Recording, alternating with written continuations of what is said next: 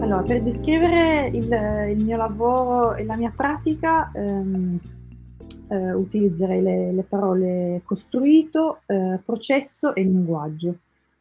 Riguardo al costruito intendo la scultura così come l'architettura anche, quello che è costruito dall'uomo. Questo, riguarda il mio diciamo, il mio interesse di esplorare il contesto urbano, ehm, e di come, diciamo, l'individuo si relaziona a questo spazio, costruito. Ehm,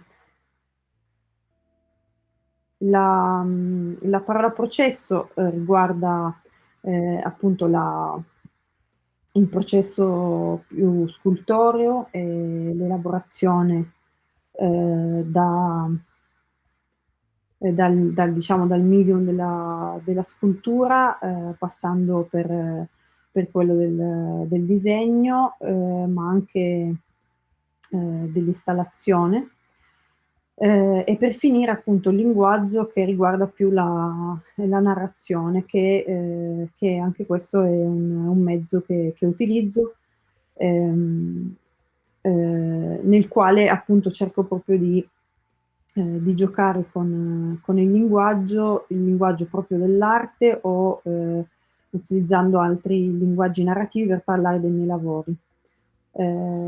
Arrivando al punto di, far entrare, un'altra volta questa narrazione, questo linguaggio all'interno della mia opera e quindi diventa parte d'essa. Allora, il titolo della mostra "Io dico io" è una citazione, di Carla Lonzi. Il lavoro che presento per la mostra si intitola Imitazione. È una serie di sculture che ho fatto tra il 2011 e il 2012.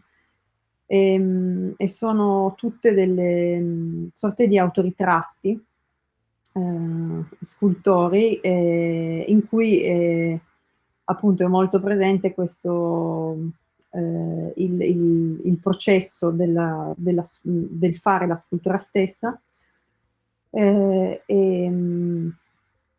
Sono delle impronte dei miei piedi fatte in una cava di argilla, quindi l'impronta dei buchi che io facevo col mio passo dentro l'argilla, ehm, calcati con il cemento e poi usati come fondamenta per costruire il principio di una colonna o sì, di una colonna che replicava, diciamo, il mio peso. Ehm, Sono di diverse forme, e questo è dovuto dalla diversa consistenza dell'argilla, nei differenti periodi in cui le ho fatte, e dalla forma della colonna, in cima. Ehm, è un lavoro, diciamo, vecchio per me, nel senso ehm, che appunto erano, diciamo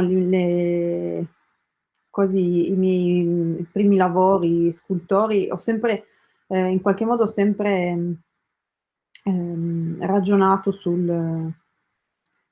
appunto come dicevo prima sul costruito, e quindi anche in questo caso ho fatto questo lavoro in un ambiente, diciamo, che potrebbe sembrare naturale, ma che in realtà è molto, agito dall'uomo, perché è una cava dove si estrae l'argilla, per farne mattoni, per appunto costruire architettura.